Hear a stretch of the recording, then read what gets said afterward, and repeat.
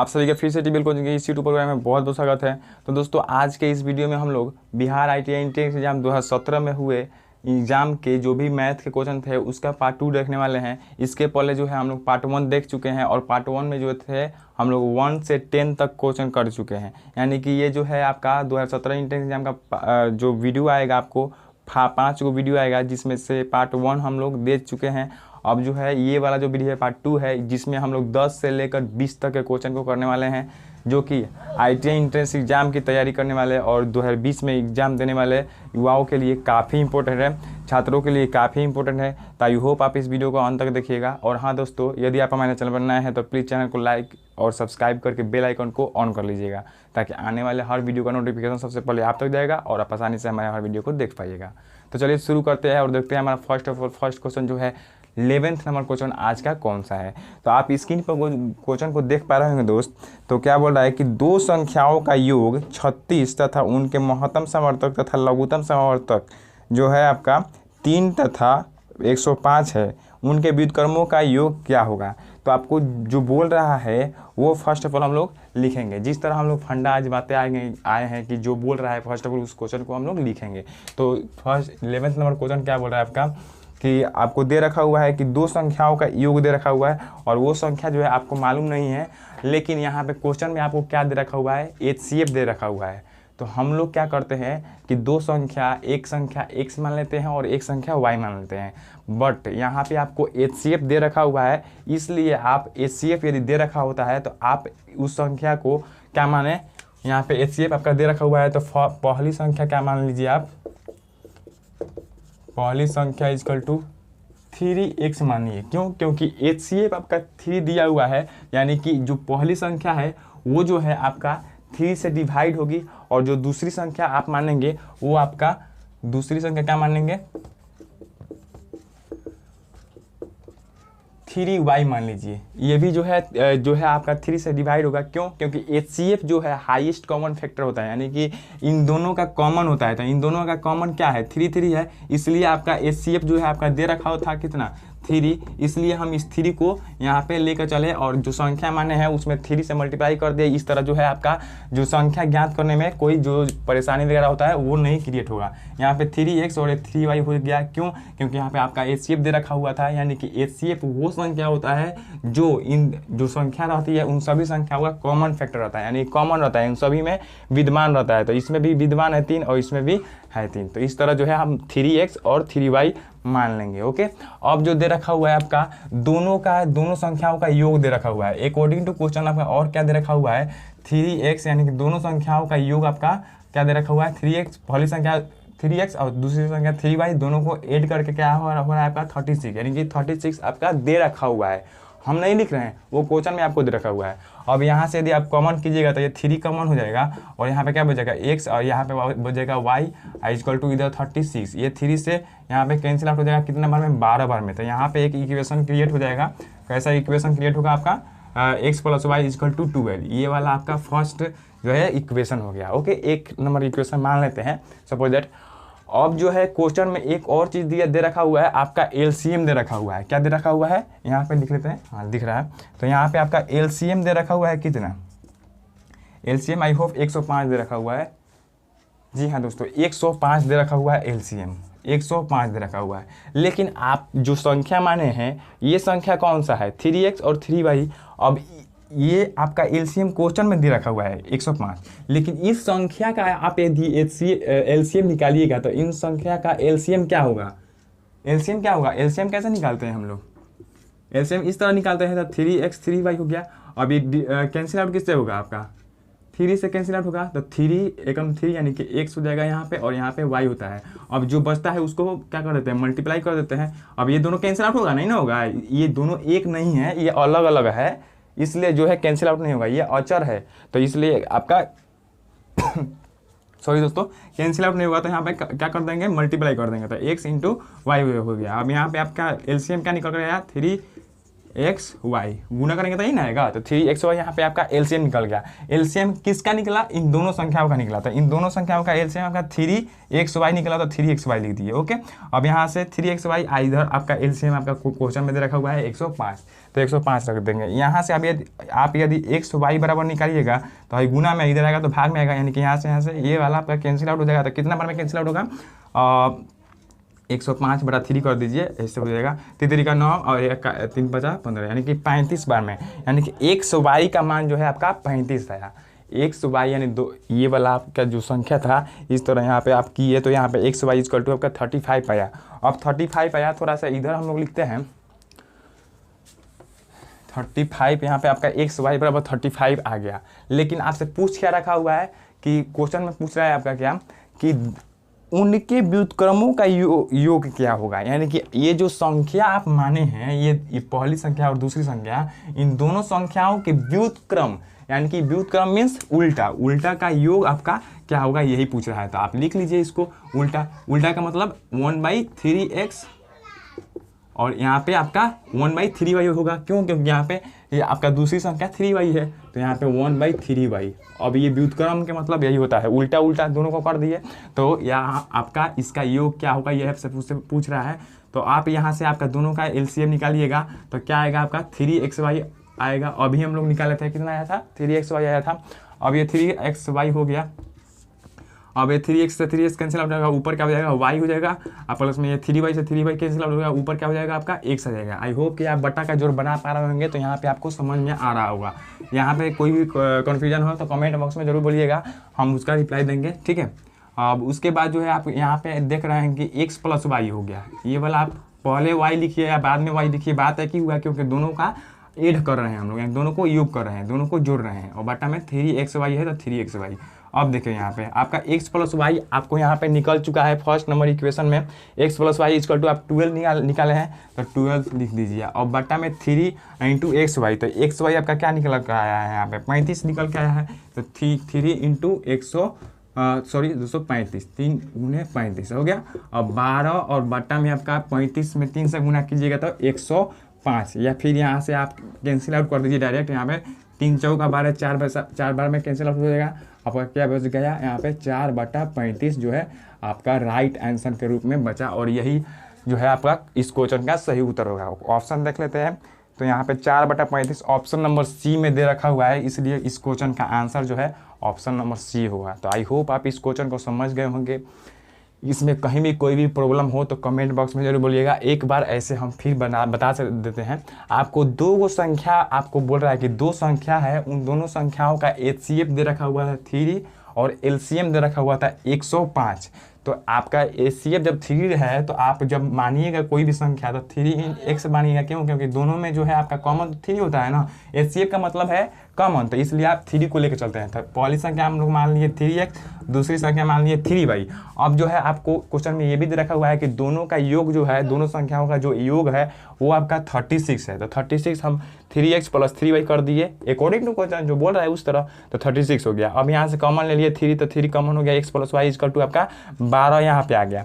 अब एलसीएम आपको क्वेश्चन में दे रखा हुआ है कि 105 है, लेकिन आप जो संख्या माने हैं उसका जो है एलसीएम क्या होगा? तो जब हम लोग निकाले थे यहाँ पे एलसीएम तो क्या आया था? 3xy आया था।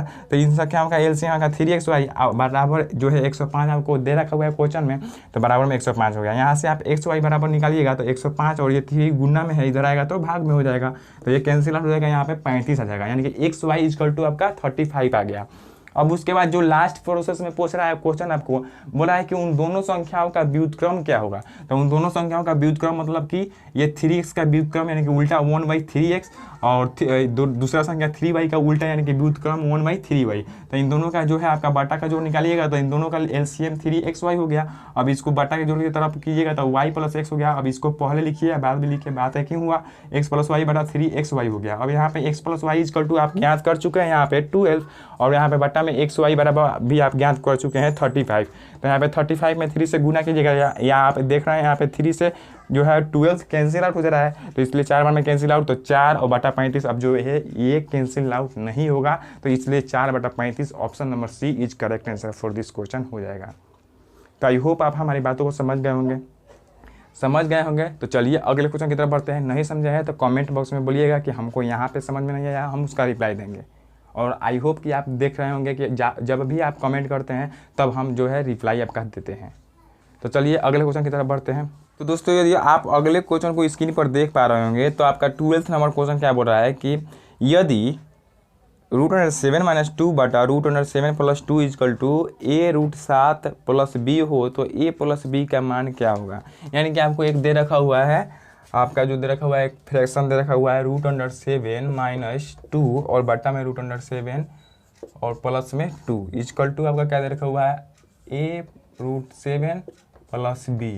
तो फाइंड आउट क्या करने के लिए बोल रहा है आपका a + b इक्वल टू वाट, यही आपका फाइंड आउट करना है। इसी का मान जो है आपको ज्ञात करना है, बताना है। ओके, तो चलिए इस क्वेश्चन को कर लेते हैं। तो फर्स्ट ऑफ ऑल जो है हम लोग को ये जो है आपका LHS को लेकर चलेंगे और LHS में जो है आप LHS और RHS दोनों को आई होप साथ में ले चलते हैं। ओके, तो दोनों को साथ में ले चलेंगे। तो यहाँ पे देख रहे होंगे तो ये जो है आपका रूट के अंदर दे रखा हुआ है। तो जब भी इस तरह का क्वेश्चन आपको दे रखा होता है और इस तरह जो हम बहुत काफ़ी ज़्यादा जो है क्वेश्चन किए हैं, करवाए हैं आपको, तो इस तरह जब भी क्वेश्चन दे रखा होता है तो हम लोग क्या करते हैं, हर परिमेयकरण करते हैं।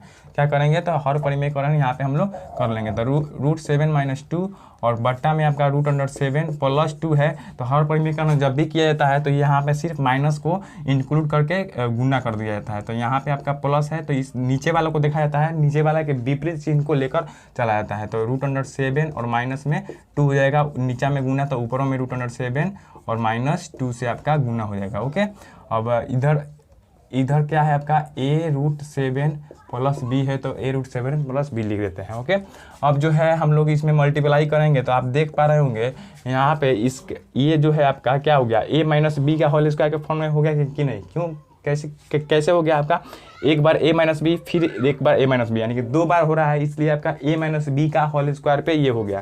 तो a² हो जाएगा, यानी कि √7 का a² हो जाएगा, प्लस में 2 का a² हो जाएगा और माइनस में 2 × √7 यानी कि a × b का जगह पर 2, तो 2 हो गया। अब उसके बाद बट्टा में आप देख रहे होंगे तो यहाँ पे a + b और a - b, यानी कि एक बार जोड़ रहा है और एक बार घट रहा है। तो एक बार जोड़ और एक बार घट, यानी कि a + b a - b equal to क्या होता है a² - b²। तो यहाँ पे आपका क्या हो जाएगा √7 का स्क्वायर और माइनस में 2 का स्क्वायर। अब इधर आपका क्या है a√7 है तो a√7 लिख देंगे प्लस में b। ओके, अब थोड़ा सा और इसको आगे बढ़ाएंगे तो यहाँ पे आप देख रहे होंगे तो √7 का स्क्वायर क्या हो जाएगा, सिर्फ 7 हो जाएगा, प्लस में 2 है तो 2 प्लस में यहाँ पे 2 का स्क्वायर होगा, क्या होगा 2 का स्क्वायर हो गया, थोड़ा सा मिस्टेक हो गया है, यहाँ पे 2 का स्क्वायर होगा। उसके बाद क्या हो जाएगा आपका 2 का स्क्वायर 4 हो जाएगा। उसके बाद यहाँ पे माइनस में कितना हो जाएगा 2 दूना 4 √7 और बट्टा में आपका कितना हो गया यहाँ पे √7 का स्क्वायर 7 और 7 में से 2 दूनी 4 7 और यहाँ पे 2 दूना 4 हो गया। अब एक स्टेप और इसको थोड़ा सा आगे बढ़ाएंगे, यहाँ पे भी हो गया। अब इधर इसको लिख लेते हैं। ये सिर्फ आपको हम समझाने के लिए थोड़ा सा लंबा ले जा रहे हैं, नहीं तो ये जो है आप बहुत शॉर्ट में बनेगा। तो चलिए लंबे जो है हम लोग समझ लेते हैं। तो यहाँ पे 7 4 11 हो गया, 11 और माइनस में 4√7 और बट्टा में आपका क्या हो गया 7 में से 4 घट जाएगा 3 हो जाएगा। और इधर आप देख रहे हैं a√7 पहले लिखिए या पहले b लिखिए, बात तो एक ही ना हुआ। तो पहले b लिख लेते हैं हम लोग, पहले b लिख लेते हैं, उसके बाद a√7 लिख लेते हैं। अब काहे इसको इधर हम लिख दिए, अब यहाँ पे आप देख सकते हैं इसको पहले जोड़ दिए। जैसे मान लीजिए सहचर्य नियम से 1 + 2 करेंगे तो 3 होगा, या आप 2 + 1 भी कीजिए तो 3 नहीं होगा। तो जो है आप पहले लिखिए चाहे बाद में लिखिए, योगफल में जो है कोई भी एक फल या माइनस में कोई भी जो है आपका चेंजिंग वगैरह नहीं होता है। ओके, तो यहाँ पे आपका इस तरह का जो है आपका बन गया। आप इस तरह का जो जब भी बन जाएगा तो आप देख पा रहे होंगे यहाँ पे आपका b है, क्या है आपका b है और यहाँ पे a है, और आपको फाइंड आउट क्या करना है a + b। तो यहाँ से आप a का मान निकालिएगा तो इसको 2 भागों में बांट दीजिए। तो 2 भागों में कैसे बांटेंगे 11/3 और यहाँ पे माइनस का सिंबल है, माइनस का सिंबल 4√7/3। इस तरह हम इसको लिख सकते हैं कि नहीं, आप समझ पा रहे होंगे। इसको यदि हम तोड़ कर लिखे तो इस तरह लिख सकते हैं। अब काहे लिख सकते हैं, यदि आप इसको सॉल्व कीजिएगा तो इतना ही आएगा। देखिए 3 3 का 3 और यहाँ पे 11 का 11 माइनस में 4√7 है तो 4√7 उतना ही आया। तो यहाँ पे कोई फर्क नहीं पड़ रहा है, आप इसको दो भाग में तोड़ कर लिख सकते हैं। जब भी आपको इस तरह आएगा तो आप ए और बी का मान जब भी निकालना चाहेंगे तो इसी तरह तोड़ेंगे, तो इस तरह तोड़ दीजिए। अब यहाँ से आपका b equal B plus a√7 हो गया। अब यहाँ से आप देख पा रहे होंगे तो b इक्वल टू आपका यहाँ पे 11/3 आ गया और a इक्वल टू का आपका माइनस में 4√7 आ गया। तो b इक्वल टू यहाँ से लिख लेते हैं, b इक्वल टू 11/3 और a इक्वल टू आपका माइनस में a√7, यहाँ पे a√7 है तो a√7 इक्वल टू आपका माइनस में 4√7 और बटा में 3 है तो 3। तो √7 और √7 कैंसिल आउट कर दीजिए। तो यहाँ से आपका a बराबर क्या आ गया, माइनस में 4/3 आ गया। दिख रहा है ना, नहीं दिख रहा है। तो यहाँ से आपका a बराबर कितना आया, √7 कैंसिल आउट हो गया तो आपका माइनस में 4/3 आ गया। अब पूछ रहा है, सॉरी आप पूछ रहे हैं क्या, a प्लस बी पूछ रहा है। तो a plus B equal to आपको क्या हो जाएगा, यहाँ पे b का मान निकल गया, a का मान निकल गया तो क्या कर देंगे, इसका योग को निकाल देंगे। तो यहाँ पे आप क्या कर दीजिए, यहाँ पे a का मान 4/3 माइनस में है तो माइनस में 4/3 और प्लस में आपका b का मान 11/3 हो गया। अब इसको दोनों को जोड़ दीजिए तो 3 का लघुत्तम 3 हो गया और यहाँ पे आपका -4 और ऊपर में 11 हो गया। अब यहाँ पे आप माइनस और यहाँ प्लस, तो जो चिन्ह बना होता है, जो संख्या बड़ा होता है उसी का चिन्ह होता है। तो 12 क्या है, 11 है तो 11 का चिन्ह प्लस है, इसलिए आपका प्लस सिंबल होगा। तो प्लस सिंबल नहीं लिखते हैं तो 11 में से 4 घटा लेंगे तो कितना हो जाएगा आपका 7 और बट्टा यहाँ पे 3, यानी कि आपका 7/3 जो है a प्लस बी का मान आएगा और यही आपका सही उत्तर होगा। तो ऑप्शन की बात करें तो ऑप्शन नंबर जो है आपका C number option is correct answer for this question हो जाएगा। तो आई होप आप इस क्वेश्चन को भी समझ गए होंगे। ये थोड़ा सा लॉन्ग हम इसलिए लेके चले हैं ताकि आपको अच्छी तरह से समझ में आ जाए। आप यदि चाहेंगे तो यहाँ से डायरेक्ट इसको कीजिएगा तो आप माइंड में ही कैलकुलेट कर सकते हैं कि √7 है, अरे यार √7 का स्क्वायर तो 7, तो डायरेक्ट आप यहाँ पे 7 लिख सकते हैं। 2 का स्क्वायर यानी कि 4 लिख सकते हैं। 2 × a भी तो 2 यानी कि 2 दूना 4 4√7 एक बार में ही लिख सकते हैं। तो इस तरह 2 बार नहीं लेकर जाना पड़ रहा है, यानी कि 2 लाइन 3 लाइन में ये जो है क्वेश्चन बन सकता है यदि आप चाहें तो। यदि आप इसको प्रैक्टिस टू प्रैक्टिस करते रहें तो आप आराम से इसको बना सकते हैं काफ़ी कम समय में। तो आई होप आप हमारे बातों को समझ गए होंगे। तो यदि आपको स्क्रीनशॉट लेना हो तो ले सकते हैं। तो दोस्तों आप यदि अगले क्वेश्चन को स्क्रीन पर देख पा रहे होंगे तो आपका क्या बन रहा है कि सतत 5 सम संख्याओं का औसत 28 है, सबसे बड़ी और सबसे छोटी संख्या का अंतर क्या होगा। तो आपको जो है 5 वो सम संख्या का जो औसत है, एवरेज जो है दे रखा हुआ है। तो मान लेते हैं आपका पहली जो संख्या आप मान लेते हैं, क्या मान लेते हैं, पहली संख्या जो है आपका x है, क्या है, x है। और आपसे पूछ रहा है कि 5 संख्याओं का औसत और वो भी सम होना चाहिए। तो आप मान लीजिए कि पहली संख्या यदि 2 है तो उसके बाद वाली संख्या जो है आपका जो है सम संख्या है वो कौन सा होगा। तो 2 के बाद सम संख्या 4 होगा, 4 के बाद सम संख्या 6 होगा, 6 के बाद सम संख्या 8 होगा। तो इस तरह क्या हो रहा है, 2 में +2 ऐड हो रहा है तो यहाँ पे दूसरी संख्या निकल के आ रहा है। अब इसमें जो है, इसमें फिर यहाँ पे 2 ऐड हो रहा है तब ना ये 6 आ रहा है, फिर इसमें जो है 2 ऐड हो रहा है तभी ना यहाँ पे 8 आ रहा है। तो यानी कि यहाँ से आप देख सकते हैं कि दूसरी संख्या ज्ञात करना हो तो इस 2 में आपको क्या जोड़ना पड़ रहा है, 2 जोड़ना पड़ रहा है। और यदि तीसरी संख्या ज्ञात करना हो तो इस 2 में जो है आपका कितना जोड़ना पड़ रहा है, 4 जोड़ना पड़ रहा है। चौथी संख्या ज्ञात करना हो तो आप 2 में कितना जोड़ रहे हैं, 6 जोड़ रहे हैं। तो यानी कि पहली संख्या जो है उसमें जो है 2 को बढ़ा कर अगले को जो है आपका संख्या मालूम करने के लिए वो भी सम संख्या उसमें 2 जोड़ रहे हैं। तो इस तरह जो है हम लोग पहली संख्या जब x मान लिए हैं तो आपसे बात कितना का कर रहा है, 5 गो संख्या का बात कर रहा है। तो 5 गो संख्या का जब बात कर रहा है तो पहली संख्या x हो गया तो दूसरी कितना हो, क्या हो जाएगा, दूसरी आपका क्या हो जाएगा x + 2 और तीसरी क्या हो जाएगा इसी तरह x + 4। इसी तरह आपका चौथी क्या हो जाएगा x + 6 और उसके बाद पांचवी क्या हो जाएगा x + 8 हो जाएगा।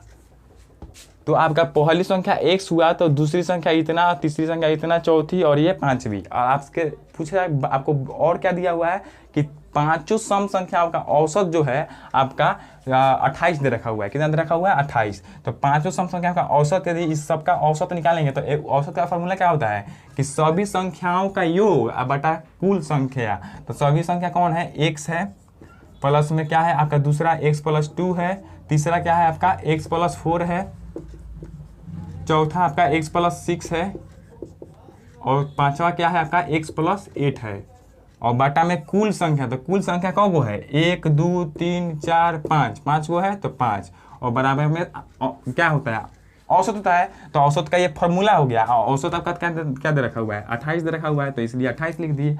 अब यहाँ से आप x का मान जो है आसानी से फाइंड आउट कर सकते हैं। 1 गो x, 2 गो x, 3 गो x, 4 गो x, 5 गो x, 5x हो गया और प्लस में 2 4 6 6 4 6 6 12 12 8 20 हो गया, 20 हो गया और बट्टा में आपका 5 हो गया, यहाँ पे आपका 28 हो गया।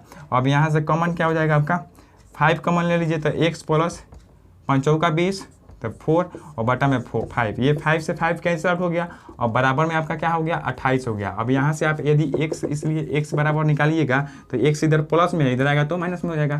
तो 28 में से आप 4 माइनस कर दीजिएगा तो कितना हो जाएगा 24 आपका जो है पहली संख्या होगा। कितना होगा 24 जो है x बराबर आएगा। और x क्या माने हैं आप पहली संख्या माने हैं और आपको क्वेश्चन में फाइंड आउट क्या करने के लिए बोल रहा है कि जो है आपका सबसे बड़ी संख्या और सबसे छोटी संख्या का अंतर बताएं। तो इसमें सबसे बड़ी संख्या कौन होगा, सबसे बड़ी संख्या तो पांचवा वाला होगा ना। क्यों? क्योंकि सब पहली संख्या आप x माने हैं और उसके बाद जो है सबसे लास्ट वाला जो सम संख्या है वो आपका x+8 है। तो x और x+8 में बड़ा कौन है, x+8 बड़ा है, तो ये सबसे बड़ी हो गया और सबसे छोटी आपका पहली संख्या हो गया x हो गया। तो इन दोनों संख्याओं का अंतर बताना है। तो पहली संख्या आपका क्या आया है 24 आया है और सबसे लास्ट वाला संख्या क्या हो जाएगा x+8 है, तो x का मान 24 है, तो 24 में 8 जोड़ दीजिएगा तो कितना होगा 24 में 8 जोड़िएगा तो कितना होगा आपका 32 होगा। तो आपका यहाँ पे बड़ी संख्या 32 आ गया, तो 32 आ गया। अब इसमें से आप क्या कर दीजिए माइनस कर दीजिए 24 में 32 में 24 घटा दीजिए तो कितना आएगा आपका 8 आएगा और यही 8 जो है इस क्वेश्चन का सही उत्तर होगा। तो आई होप आप इस क्वेश्चन को समझ गए होंगे। और ऑप्शन की बात करें तो option number A is correct answer for this question हो जाएगा। तो आई होप आप इस क्वेश्चन को आसानी से समझ गए हैं। आपको एवरेज दे रखा हुआ है और आपसे बोल रहा है क्या कि सम संख्या है, तो सम संख्या पहली x माने हैं तो उसके बाद लगातार जो है दो गो बढ़ता जाएगा, तो पांचवी संख्या क्या हो जाएगा x+8 हो जाएगा। पांचवी संख्याओं का औसत 28 दे रखा हुआ है, तो औसत के फॉर्मूले पे हम इसको बेस कर बैठा दिए। उसके बाद जो है आपका इतना कैलकुलेशन किए तो जो x का मान जो है आपका 24 आया और x का मान 24 यानी कि पहली संख्या आपका 24 आ गया। तो सबसे लास्ट वाला संख्या यानी कि बड़ी वाला संख्या आपका 32 हो गया। क्यों? क्योंकि x+8 जो है आपका सबसे बड़ी है, तो इसलिए 24 + 8 = 32 और 32 और 24 का अंतर कितना हो जाएगा, यानी सबसे बड़ी और सबसे छोटी का अंतर क्या हो जाएगा आपका 8 हो जाएगा। तो इस तरह जो है ये क्वेश्चन बनेगा। तो आई होप आप इस क्वेश्चन को समझ गए होंगे। चलिए अगले क्वेश्चन की तरफ बढ़ते हैं। तो दोस्तों यदि आप अगले क्वेश्चन को स्क्रीन पर देख पा रहे होंगे तो 14 नंबर यानी कि 14 नंबर क्वेश्चन जो बोल रहा है, क्या बोल रहा है कि यदि किसी आयत की लंबाई तथा उसका परिमाप 5 और 16 के अनुपात में हो तो उसकी लंबाई तथा चौड़ाई में क्या अनुपात होगा। तो आपको दे रखा हुआ है क्या, अब एक रेशियो दे रखा हुआ है, यानी कि आपका जो है आयत की लंबाई, यानी कि आयत की लंबाई जो है आपका क्या दे रखा हुआ है आपका l बराबर 5 रेशियो में दे रखा हुआ है। क्या दे रखा हुआ है 5 आपका रेशियो में दे रखा हुआ है। तो आप रेशियो को लेकर चलिए। ओके 5 रेशियो में दे रखा हुआ है और उसके बाद परिमाप जो दे रखा हुआ है, आयत का परिमाप जो दे रखा हुआ है आपका क्या दे रखा हुआ है 16 रेशियो में दे रखा हुआ है। क्या दे रखा है आपका 16 दे रखा हुआ है। तो यहाँ से आप देखिएगा तो इसका परिमाप क्या होता है, आयत का परिमाप इक्वल टू क्या होता है 2 × l + b, यानी कि लंबाई प्लस चौड़ाई, तो 2 × में l + b। ओके यहाँ पे 16 है तो 16 रहने देते हैं। ओके और ये रेशियो में है तो इसको रेशियो में अब जो है छोड़ देते हैं। यहाँ से आप 16 लेके चलते हैं, ये 2 से 16 कैंसिल आउट होगा 8 बार में। तो यहाँ से आपका l + b जो है आपका कितना आएगा 8 आएगा। और आपको जो दे रखा हुआ है यहाँ पे l जो दे रखा हुआ है 5 दे रखा हुआ है, तो यहाँ पे 5 रख दीजिए। 5 + b = आपका 8, तो यहाँ पे आपका 5 उधर जाके माइनस हो जाएगा 8 में से, तो कितना हो जाएगा आपका 3 हो जाएगा। b बराबर आपका 3 हो गया। और आपसे फाइंड आउट क्या करने के लिए बोल रहा है कि जो है आपका तो उसकी लंबाई तथा चौड़ाई का अनुपात क्या होगा। तो लंबाई l और चौड़ाई b यानी कि बेस हो गया, इन दोनों का जो है और रेशियो क्या होगा। तो लंबाई l जो है आपका दे रखा हुआ है कितना 5, तो 5 और आपका चौड़ाई b हो गया निकल गया आपका 3, तो ये आपका 5:3 is the right answer for this question हो जाएगा। और ऑप्शन की बात करें तो ऑप्शन नंबर आपका यहाँ पे 5:3 ऑप्शन नंबर डी जो है करेक्ट आंसर होगा। तो आई होप आप इस क्वेश्चन को भी समझ गए होंगे। यहाँ पे आपको दे रखा हुआ था एल और परिमाप दे रखा हुआ था, तो परिमाप के सूत्र से 2 × L + B के सूत्र से जो है आपका B निकल गया, और जब B निकल गया तो और L लंबाई और B चौड़ाई का जो है आपका रेशियो पूछ रहा है, तो लंबाई 5 दे रखा हुआ था और चौड़ाई B आपका निकल गया 3, तो 5:3 is the right answer for this question हो गया। तो चलिए अगले क्वेश्चन की तरफ बढ़ते हैं। आई होप आप इस क्वेश्चन को समझ गए होंगे। तो दोस्तों यदि आप अगले क्वेश्चन को स्क्रीन पर देख पा रहे होंगे, तो आपका अगला क्वेश्चन क्या बोल रहा है कि 15 नंबर क्वेश्चन है, बोल रहा है कि एक वर्ग का क्षेत्रफल जो है आयत के क्षेत्रफल के बराबर है। यानी कि एक वर्ग का जो क्षेत्रफल है A², वर्ग का क्षेत्रफल क्या होता है भुजा स्क्वायर, तो A मान लेते हैं भुजा, तो भुजा का स्क्वायर यानी कि आपका आयत के क्षेत्रफल के बराबर है। आयत का क्षेत्रफल लंबाई गुने चौड़ाई, तो L × B लिख देते हैं। आपका ये रखा हुआ है बराबर है। ओके, अब उसके बाद क्या बोल रहा है कि यदि वर्ग का क्षेत्रफल यानी कि वर्ग का क्षेत्रफल जो दे रखा हुआ है आपका 225 दे रखा हुआ है, 225 वर्ग सेंटीमीटर है, और जो है आपका आयत की लंबाई उसकी चौड़ाई से जो है 16 सेंटीमीटर अधिक है। तो यानी कि आयत की लंबाई L जो है आपका इस B से चौड़ाई से आपका 16 सेंटीमीटर अधिक है। तो आपका चौड़ाई से 16 सेंटीमीटर अधिक है, यानी कि आप चौड़ाई में 16 जोड़ दीजिएगा तो आपका लंबाई और चौड़ाई ये दोनों एक दूसरे के बराबर हो जाएगा। L जो है B से 16 सेंटीमीटर जो है अपना अधिक है, तो अधिक है पहले ही से ये अधिक है, तो इसमें आप जोड़िएगा तब ना दोनों बराबर होगा, तो दोनों आपका बराबर हो गया। ओके, अब बोल रहा है कि वर्ग की भुजा तथा आयत की चौड़ाई में क्या अनुपात होगा। तो यहाँ पे आप देखिएगा, तो यहाँ से आप निकालिएगा, तो यहाँ पे A² बराबर 225 दे रखा हुआ है। कितना दे रखा हुआ है 225, तो 225 यहाँ पे आप रख लीजिए। ओके, और L जो है आपका B + 16 के बराबर है, तो L के जगह पर आप क्या रख लीजिए B + 16, तो B + 16 इंटू में आपका यहाँ पे B है तो B, अब इसमें मल्टीप्लाई कर लीजिए, तो यहाँ पे 225 हो गया और यहाँ पे आपका B² प्लस में 16B हो गया। अब इस 225 को उधर लेके चले जाइए, तो B² + 16B, ये इधर जाएगा तो आपका माइनस हो जाएगा, तो -225 हो गया, बराबर में 0 हो गया। अब ये आपका द्विघात समीकरण पे हो गया, तो जब द्विघात समीकरण पर हो गया तो आप इसका गुणनखंड निकालिए, तो B², अब इस 16 को ऐसे दो भागों में बांटिए कि गुणा करने पर -225 B² आ जाए, और यह और जो है आपका जोड़ने या घटाने पर आपका 16B आ जाए। तो आप क्या मानिएगा, यदि 25B और आप क्या मानिएगा यहाँ पे माइनस में 9B रखिएगा, तो 25 में 9 से गुना कीजिएगा तो 225 आ जाएगा,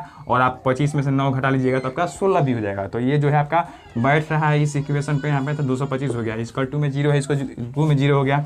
अब यहाँ से कॉमन हो जाएगा B, तो B कॉमन लीजिएगा तो B प्लस में आपका 25 हो जाएगा, और यहाँ पे माइनस है तो माइनस में 9 हो गया, यहाँ पे B हो गया, और प्लस में क्या हो जाएगा आपका 25 हो जाएगा। कितना हो जाएगा 25 में 9 से गुना कीजिएगा तब ना 225 आएगा, तो यहाँ पे 25 हो गया। आई होप कि आपको गुणनखंड निकालने आता होगा, तो यहाँ पे कोई भी कन्फ्यूजन आपको नहीं लग रहा होगा। ओके, तो यहाँ पे आपका क्या हो जाएगा, एक B -9 हो गया और एक B प्लस में 25 हो गया, और बराबर में आपका 0। तो यहाँ से आपका 2 गो B का मान आएगा। B का मान क्या कौ आएगा, 2 गो आएगा, एक 9 आएगा, इधर माइनस में है तो उधर जाएगा तो प्लस हो जाएगा, तो 9 आएगा, और एक जो है B का मान आएगा माइनस में 25। तो आप कभी भी सुने हैं कि चौड़ाई जो है आपका माइनस में है, तो माइनस में चौड़ाई लंबाई यानी कि दूरी कभी भी माइनस में नहीं होती है। ओके, तो इसलिए यहाँ पे ये जो है वैल्यू आपका असंभव है। क्या है, असंभव है, क्या है आपका असंभव है, इसलिए B आपका क्या हो जाएगा 9 हो जाएगा। क्या हो जाएगा B जब 9 हो गया, तो आपसे क्या फाइंड आउट करने के लिए बोल रहा है कि जो है आपसे क्वेश्चन में क्या बोल रहा है आपको फाइंड आउट करने के लिए, हाँ भुजा, वर्ग की भुजा तथा आयत की चौड़ाई में क्या अनुपात होगा। तो वर्ग की भुजा, तो वर्ग की भुजा आपका A² बराबर 225 दिया हुआ है, तो यहाँ से आप A निकालिएगा तो ये √अंडर 225 हो जाएगा, तो 225 √अंडर हो गया, तो यहाँ पे इसका 225 का वर्गमूल कितना होता है 15 होता है, तो यहाँ से आपका A बराबर आपका 15 निकल के आ गया, और यहाँ से आपका B बराबर 9 निकल के आ गया। तो आपका पूछ क्या कर रहा है, आपका वर्ग की भुजा और आपका आयत की चौड़ाई B का रेशियो क्या होगा। तो भुजा हो गया आपका 15, और आपका यहाँ पे B निकल के आ गया है 9, तो 9 हो गया, ये कैंसिल आउट होगा 3 से, तो 3 बचे 15, और यहाँ पे 3 का 9 यानी कि 5:3 is the right answer for this question हो जाएगा। यदि ऑप्शन की बात करें तो ऑप्शन आप देख सकते हैं यहाँ पे, option number B is correct answer होगा। क्या होगा, ऑप्शन जो है B इस क्वेश्चन का सही उत्तर होगा। तो आप स्क्रीनशॉट इस क्वेश्चन का लेना चाहते हैं तो ले सकते हैं। तो चलिए अगले क्वेश्चन की तरफ बढ़ते हैं। तो दोस्तों यदि आप अगले क्वेश्चन की तरफ देख रहे होंगे, तो अगला क्वेश्चन होगा 16 नंबर क्वेश्चन, जो क्या बोल रहा है कि चित्र एक दे रखा हुआ है, उसमें बोल रहा है क्या कि कोण सी इक्वल टू 60 डिग्री, कोण बी इक्वल टू 50 डिग्री, वह को जो है आपका डी जो है BC तथा ई जो है AC का मध्य बिंदु हो तो आपका कोण CDE का मान क्या होगा। यानी कि आपको एक फिगर दे रखा हुआ है, तो फर्स्ट ऑफ ऑल हम फिगर बना लेते हैं। क्या बना लेते हैं? फिगर। आपका एक ये त्रिभुज टाइप का दे रखा हुआ है और यहाँ से आपका ये हो गया है A हो गया है, आपका ये हो गया C हो गया, ये हो गया है आपका B, और यहाँ से आपका एक रेखा निकली है, ये जो है, ये जो D जो है CB का मध्य बिंदु है, और यहाँ पे आपका E जो है AC का मध्य बिंदु है। क्या है? मध्य बिंदु है। और ये एंगल जो है आपका 60 डिग्री दे रखा हुआ है, और ये जो है एंगल दे रखा हुआ है आपका 50 डिग्री दे रखा हुआ है। ओके, तो जब ये वाला एंगल 50 डिग्री दे रखा हुआ है और कोण आपसे पूछा है कि CD और E, CDE यानी कि CDE, ये वाला एंगल आपसे फाइंड आउट करने के लिए बोल रहा है। कौन सा? ये वाला क्या होगा। तो आई होप आप हमारे त्रिभुज के चैप्टर को पढ़े होंगे। त्रिभुज का जो भी हम वीडियो बनाए हैं, जो उस चैप्टर को बढ़ाए थे, तो उसमें इंट्रोडक्शन वगैरह कुछ भी और क्वेश्चन वगैरह कराए थे, तो उसमें जो है हमने बताया था कि जब भी किसी त्रिभुज में एक रेखा जो है दोनों भुजाओं के मध्य बिंदु को काटती होगी, यानी कि ये जो रेखा है इसका जो मध्य बिंदु D पे काट रही है, और यही रेखा जो है इस रेखा के मध्य बिंदु E पर काट रही है, यानी कि इसका बीच, यानी कि ये वाला इसके बराबर और ये वाला इसके बराबर। जब भी इस तरह का आकृति क्रिएट हो रहा है तो ये जो है ये इसके समानांतर हो जाता है। क्या हो जाता है?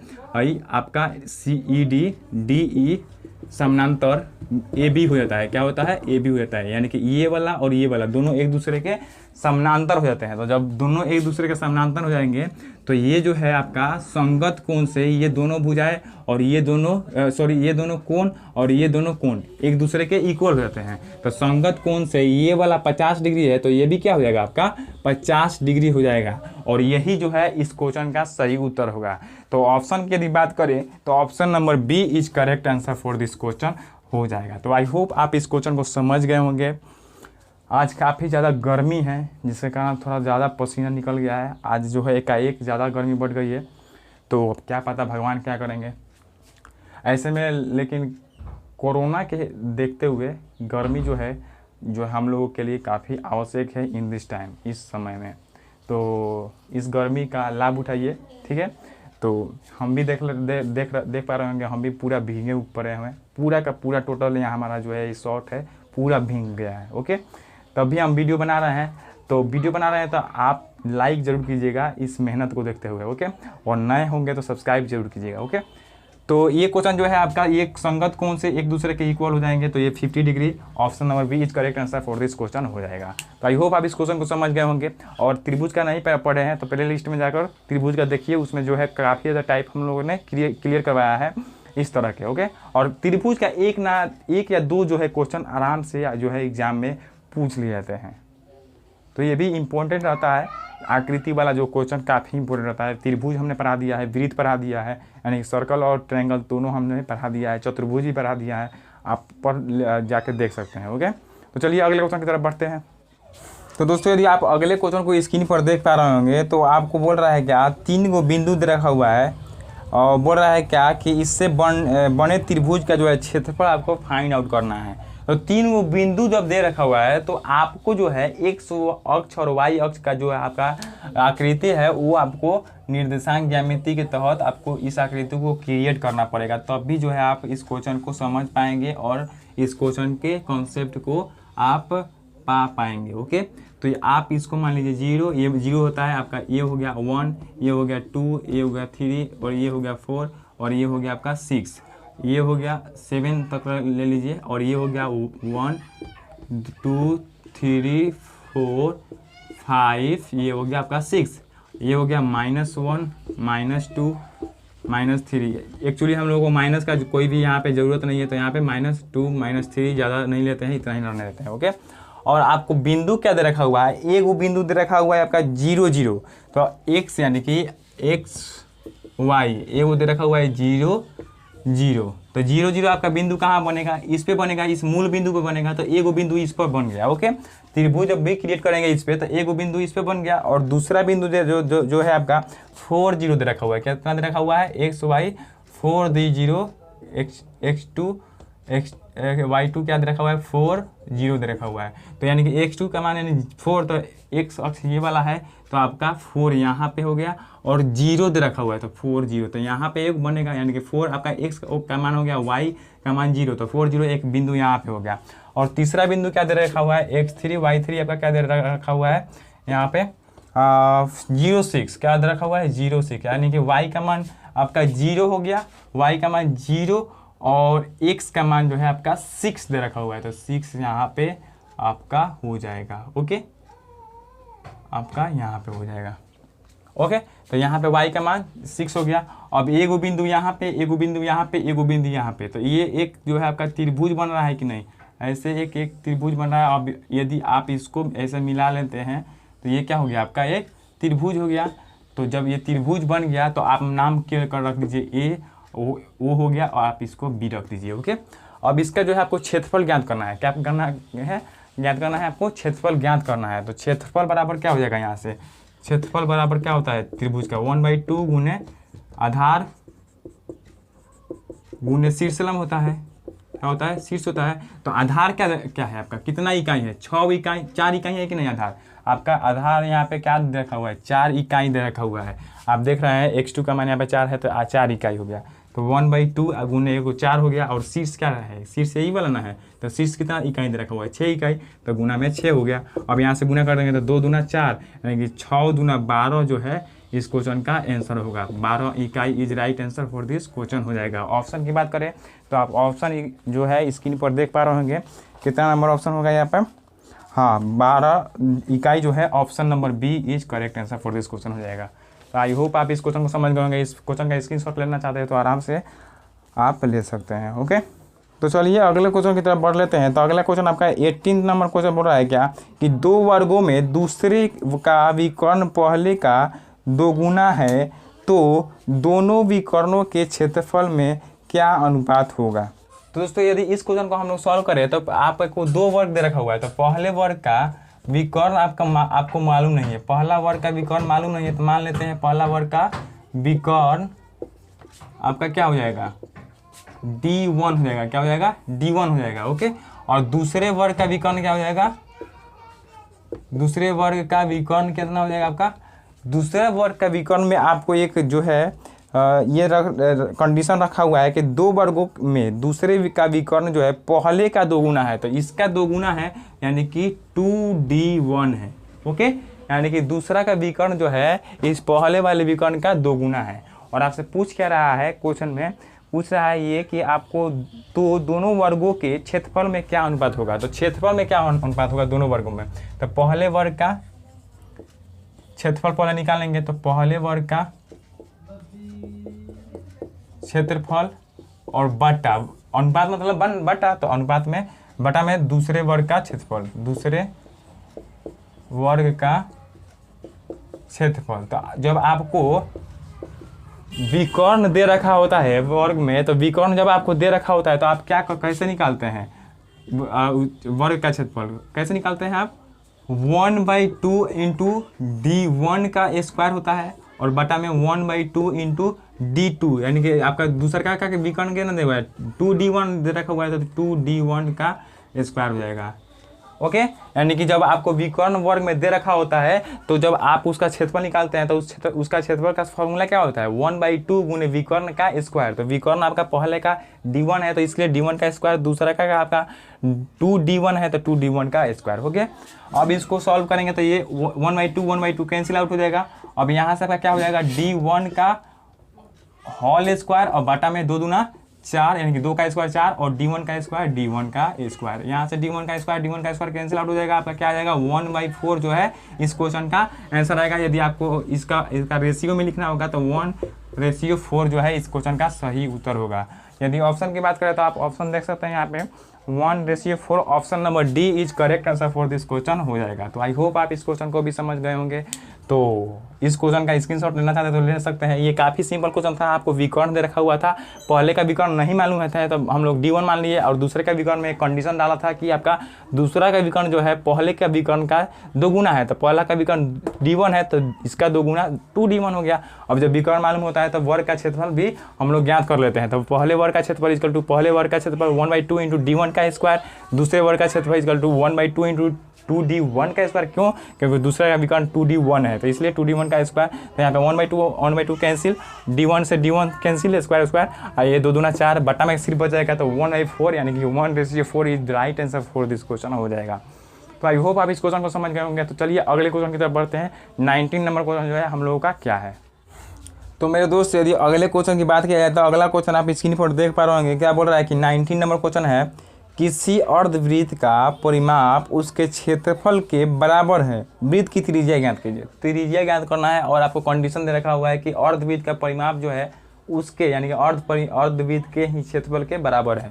तो अब यदि आप अर्धवृत्त बनाइएगा तो ऐसे बनेगा, इसका आप त्रिज्या मान लीजिए क्या हो गया आपका r त्रिज्या हो गया। ओके, अब अकॉर्डिंग टू क्वेश्चन कर लेते हैं। तो अकॉर्डिंग टू क्वेश्चन चलेंगे तो क्या बोल रहा है कि अर्धवृत्त का परिमाप, अर्धवृत्त का परिमाप इसके क्षेत्रफल, तो इसका क्षेत्रफल अर्धवृत्त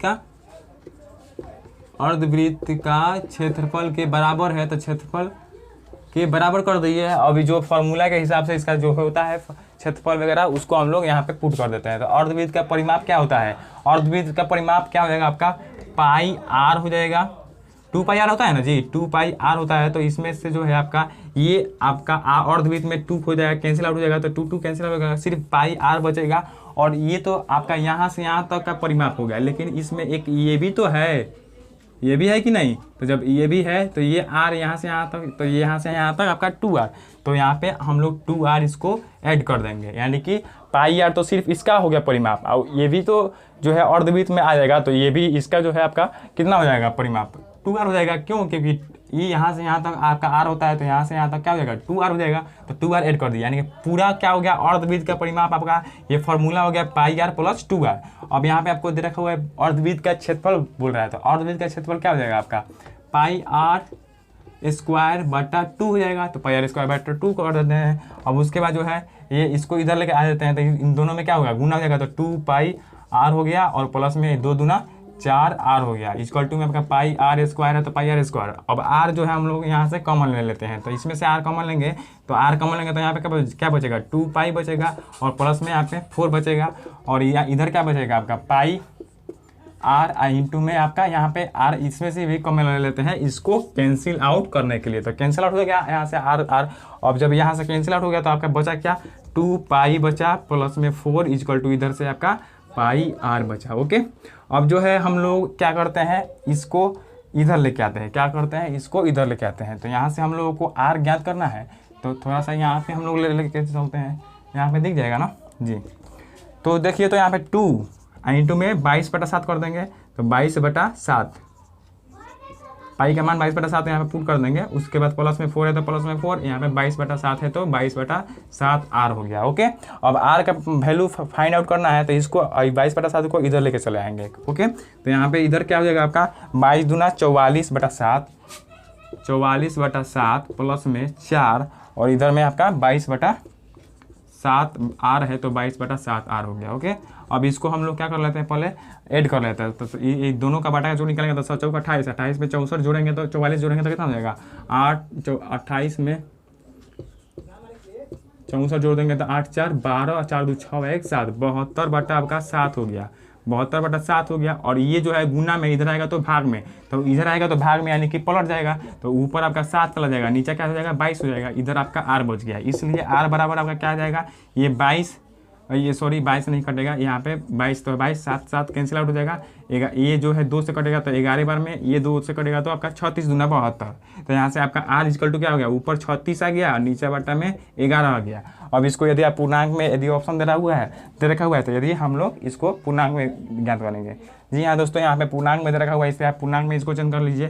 तो पूर्णांक में चेंज कर दीजिएगा तो 11 33 3 36/11 11, यानी कि 3.3/11 जो है आपका इस क्वेश्चन का सही उत्तर होगा। आर का मान जो है 3.3/11 होगा। तो आई होप आप इस क्वेश्चन को भी समझ गए होंगे। जो क्वेश्चन बोल रहा था उसी तरह हम लोग लिखे हैं। अर्धवृत्त का परिमाप अर्धवृत्त के क्षेत्रफल के बराबर बोल रहा था, तो अर्धवृत्त का परिमाप क्या हो जाएगा, πr + 2r। क्यों πr + 2r कहाँ से आया, यहाँ से यहाँ तक का सिर्फ πr होता है परिमाप, लेकिन इसको यदि ऐड करेंगे तब है ना पूरा का परिमाप निकलेगा। परिमाप का मतलब क्या, चारों तरफ का जो है कितना दूरी तय किए हैं वो, तो चारों तरफ का दूरी जो है यहाँ से यहाँ तक πr और यहाँ से यहाँ तक 2r, तो 2r हो गया प्लस में, और इधर अर्धवृत्त का क्षेत्रफल, तो अर्धवृत्त का क्षेत्रफल यानी कि क्षेत्रफल क्या होता है वृत्त का, πr² होता है, तो अर्धवृत्त का क्या हो जाएगा πr²/2। तो इधर जो है आपका इसको कैलकुलेशन कीजिए, कैलकुलेट करेंगे तो यहाँ से आपका r का मान निकल जाएगा। ये भी क्वेश्चन काफ़ी सिंपल था। यदि आप स्क्रीनशॉट लेना चाहते हैं तो यहाँ पे आप स्क्रीनशॉट ले सकते हैं। तो आई होप आप इस क्वेश्चन को समझ गए होंगे। चलिए अगले क्वेश्चन की तरफ बढ़ते हैं और आज के इस सेशन के लास्ट 20 नंबर क्वेश्चन को देख लेते हैं कि आखिर 20 नंबर क्वेश्चन जो है क्या है। तो यदि दोस्तों आप स्क्रीन पर इसको 20 नंबर क्वेश्चन को देख पा रहे होंगे, तो क्या बोल रहा है कि 13 सेंटीमीटर त्रिज्या वाले वृत्त के केंद्र से 12 सेंटीमीटर दूर स्थित जीवा की लंबाई ज्ञात करें। तो फर्स्ट ऑफ ऑल जो है क्वेश्चन बोल रहा है वो हम लोग यहाँ पे लिखेंगे। क्या लिखेंगे, तो क्वेश्चन जिस तरह बोल रहा है उस तरह पहले लिख लेते हैं। क्या बोल रहा है कि एक वृत्त है जिसका जो है आपका त्रिज्या सेंटीमीटर में 13 सेंटीमीटर दे रखा हुआ है। मान लीजिए आपका वृत्त हो गया, ओके, थोड़ा सा बड़ा गोल है तो गोल है, नहीं है तो जय हिंद जय भारत कर दीजिए, ओके। तो यहाँ पे आपका एक वृत्त हो गया। अब इसका जो त्रिज्या दे रखा हुआ है वो आपका 13 सेंटीमीटर, यानी कि यहाँ से यहाँ तक आपका 13 सेंटीमीटर दे रखा हुआ है। क्या दे रखा हुआ है, 13 सेंटीमीटर दे रखा हुआ है, ये आपका 13 सेंटीमीटर, ओके। अब जो बोल रहा है कि आप 12 सेंटीमीटर दूर, यहाँ से आपका केंद्र से, इस केंद्र से 12 सेंटीमीटर, यानी कि ये 13 सेंटीमीटर है तो 12 सेंटीमीटर दूर बोल रहा है कि 12 सेंटीमीटर दूर जो है आपकी जीवा की जो है लंबाई कितना होगा। यानी कि यहाँ से जो है आपका 12 सेंटीमीटर मान लीजिए कि यहाँ पे आ रहा है, ओके। क्यों, क्योंकि यहाँ पे 13 सेंटीमीटर तो पूरा यहाँ से यहाँ तक तो 13 सेंटीमीटर हो जाएगा ना। ये थोड़ा सा गोल नहीं है इसलिए थोड़ा सा इधर ये वाला लंबा लग रहा है और ये वाला छोटा लग रहा है, तो इससे जो है ये नहीं करना है, ओके। यहाँ पे यहाँ से यहाँ तक आपका 12 सेंटीमीटर आ गया। मान लीजिए कि यहाँ से यहाँ तक आपका 12 सेंटीमीटर आ गया, ओके। और यही जो है ये वाला आपका जीवा हो गया। अब यहाँ से लेकर यहाँ तक की जो है आपका लंबाई फाइंड आउट करना है, ज्ञात करना है। यानी कि ये वाला ए बी, इसको मान लीजिए, क्या मान लीजिए, ए बी मान लीजिए। ए बी की लंबाई जो है आपको फाइंड आउट करना है, जीवा इसी को कहते हैं, ओके। तो इसकी जब लंबाई ज्ञात करेंगे तो इसकी लंबाई ज्ञात करने के लिए आपके माइंड में एक मेथड क्या होगा, घूम रहा होगा कि यदि आप इसको ऐसे मिला दीजिएगा, ऐसे मिला दीजिएगा तो एक ये त्रिभुज बनेगा। वो भी त्रिभुज कैसा बनेगा, समकोण त्रिभुज बनेगा। यानी कि यहाँ पे आपका 90 डिग्री बनेगा, तो 90 डिग्री के सामने वाला ये आपका कर्ण हो जाएगा और ये वाला आपका आधार हो गया, ओके। तो ये यदि आपको फाइंड आउट हो गया, यदि आप इसको ज्ञात कर लीजिएगा तो आराम से ये भी जो है आपका उतना ही होगा। यानी कि ये तो दोनों को बराबर भागों में ना बटा होगा। क्यों, क्योंकि जब जीवा से यदि त्रिज्या लंबवत आएगी तो ये जो है आपका जीवा को दोनों को बराबर भागों में बांटेगी। यदि आप नहीं जानते हैं तो प्ले लिस्ट में जाइए और वृत्त वाला सेशन देखिए, हमने उसमें बताया है, ओके। तो यहाँ से आप यदि कर्ण को फाइंड आउट कीजिएगा तो कर्ण आई होप कि यहाँ पे आपको ज्ञात हो जाएगा। कैसे ज्ञात होगा, क्योंकि यहाँ पे आपका दोस्तों कर्ण जो है यहाँ से फाइंड आउट हो जाएगा, क्योंकि यहाँ पे कर्ण जो है एक प्रकार से यहाँ पे ये त्रिज्या का ही रूप है, ये त्रिज्या ही कहलाएगी। क्यों, क्योंकि यहाँ से यहाँ तक यदि 13 सेंटीमीटर है तो ये भी तो एक त्रिज्या ही ना है, तो कर्ण बराबर आपका 13 सेंटीमीटर हो गया। इस आकृति से ही मालूम चल गया कर्ण बराबर आपका 13 सेंटीमीटर। तो जब कर्ण मालूम हो गया तो आपको आधार मालूम करना है, तो आधार बराबर आधार इक्वल टू क्या हो जाएगा, रूट अंडर आपका पाइथागोरस में से क्या होता है, रूट अंडर कर्ण का स्क्वायर, तो कर्ण यानी कि 13 का स्क्वायर और माइनस में लंब का स्क्वायर यानी कि 12 का स्क्वायर हो गया। अब उसके बाद रूट अंडर क्या होगा आपका 13 का स्क्वायर 169 और माइनस में 12 का स्क्वायर 144। यहाँ पे आपका क्या आ गया, 169 में से 144 घटेगा तो आपका 25 आएगा और 25 का वर्गमूल जो है आपका कितना आ जाएगा, 5 आ गया। क्या होगा आपका 5 आ जाएगा। तो 5 सेंटीमीटर जो है आपका ये वाला आधार आया। यानी कि यहाँ से यहाँ तक, यानी कि यहाँ से लेकर यहाँ तक जो है आपका 5 सेंटीमीटर आया, तो यहाँ से यहाँ तक भी आपका क्या होगा, 5 सेंटीमीटर होगा। अब काहे होगा, काहे कि इधर तो 13 ही सेंटीमीटर का है त्रिज्या बन रहा है, तो त्रिज्या बन रहा है तो उसी तरह हम लोग निकालेंगे तो हई तो 5 में आएगा। तो आपको ए बी ज्ञात करना है, तो ए बी बराबर आपका क्या हो जाएगा, हई आ हई दोनों को ऐड कर दीजिए तो 5 और 5 इक्वल टू आपका 10। आपको सिर्फ यहाँ से जो है आपको आंसर से मतलब है कि x माने कि y माने कुछ ही मतलब नहीं है। डायरेक्ट देखिए कि यहाँ से यहाँ तक 5, तो यहाँ से यहाँ तक भी 5, तो 5 5 10, यानी कि 10 centimetre is the right answer for this question हो जाएगा। तो आई होप आप इस क्वेश्चन को समझ गए होंगे। ऑप्शन की बात करें तो option number A is correct answer for this question होगा। तो दोस्तों ये जो है आपका 20 नंबर क्वेश्चन था, और आज के लिए इतना ही रहने देते हैं। इस तरह जो है थोड़ा सा लंबा वीडियो बन जा रहा है, इसलिए हम लोग जो है इतना ही कर रहे हैं, यानी कि 10-10 को क्वेश्चन का ही जो है वीडियो लेकर चल रहे हैं, ताकि जो है आप जो है बोरिंग फील भी ना करें, और जो है आपको समझ में अच्छी तरह आ जाए, आप कॉन्सेप्ट को अच्छी तरह ऑब्जर्व कर पाए और आसानी से सीख पाए, यानी कि बोरिंग ना फील हो, ना जो है आपको बोरिंग फील हो, और ना आपको कॉन्सेप्ट जो है आपके माइंड पे हावी हो। ओके, तो यह क्या होता है कि यदि आप 3-3 घंटा 2-2 घंटा का वीडियो एक साथ देखते हैं, तो जो है थोड़ा सा माइंड जो है कंसंट्रेट नहीं कर पाता है, यानी कि अधिक से अधिक जो है मेथड को ऑब्जर्व नहीं कर पाता है। तो जो है थोड़े थोड़े मेथड को जो जैसे जैसे जानेंगे, उस तरह जो है आपका कॉन्सेप्ट का जो है ये बढ़ेगा और आप आसानी से सीख पाइएगा। तो आई होप आपको ये पूरा सेशन अच्छा लगा होगा तो लाइक कर दीजिएगा, चैनल पर नए हो तो सब्सक्राइब कर दीजिएगा, और बेल आइकन को ऑन नहीं किए हैं तो बेल आइकन को भी ऑन कर लीजिएगा, ताकि आने वाले हर वीडियो का नोटिफिकेशन सबसे पहले आप तक जाएगा और आप आसानी से हमारे हर वीडियो को देख पाइएगा। तो आई होप आपको ये पूरा सेशन अच्छा लगा हुआ। आज के लिए इतना ही रहने देते हैं, चलिए मिलते हैं अगले वीडियो में, तब तक के लिए जय हिंद।